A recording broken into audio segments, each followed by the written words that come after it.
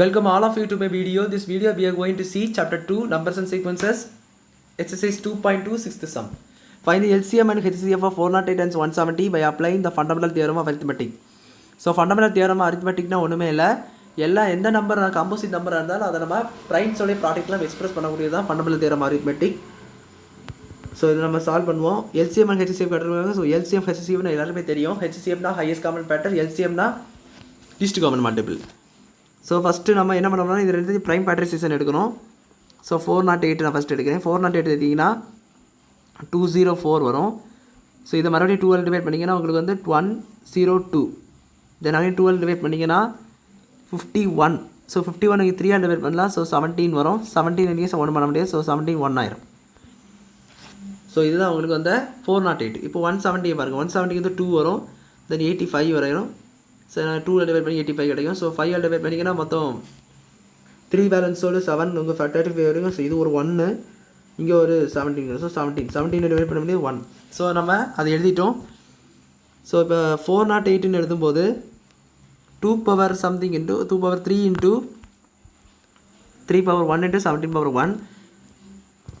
இதே 170 என்பது 2 power 1 into 5 power 1 into 17 power 1.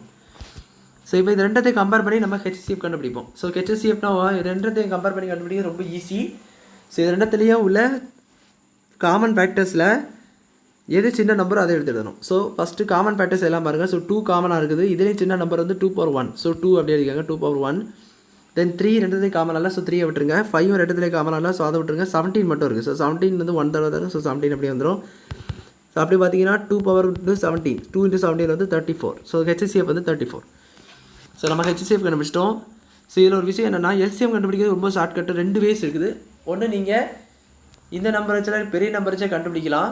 இதில் உள்ள பெரிய நம்பர் வச்சே கண்டுபிடிக்கலாம். இல்லைனா நம்ம இந்த ஃபார்முலா யூஸ் பண்ணி கண்டுபிடிக்கலாம்.